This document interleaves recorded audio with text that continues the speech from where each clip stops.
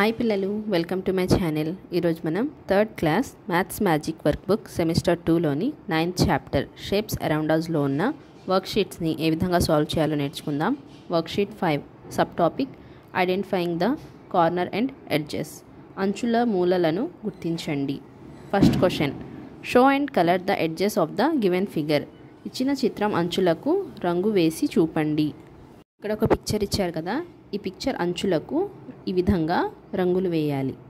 Second question, show and colour the corners of the given figure. ఇక్కడ ఇచ్చిన చిత్రం మూలలకు రంగు వేసి చూపాలి. ఇక్కడ చూడండి, ఇక్కడ ఇచ్చిన చిత్రానికి కార్నర్స్కి ఈ విధంగా రంగులు వేయాలి.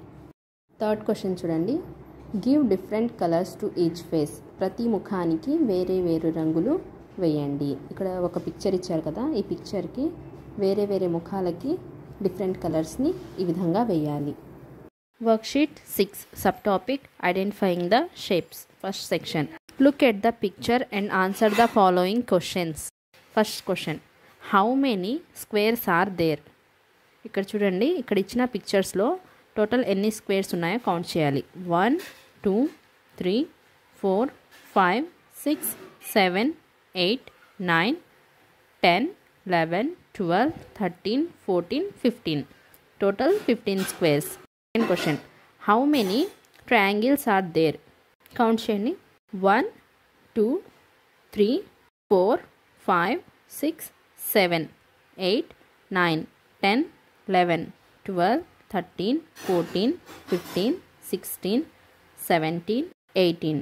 Total 18 triangles ఉన్నాయి. తర్వాత క్వశ్చన్ చూడండి, how many circles are there? Count చేయండి. 1 2 3 4 5 6 7 8 9. Total 9 circles. తర్వాత క్వశ్చన్ చూడండి, stamp the following objects and match them to the related shapes. కింద ఇచ్చిన వస్తువులతో ముద్రలు వేసి దానికి సంబంధించిన ఆకారాలతో జతపరచండి.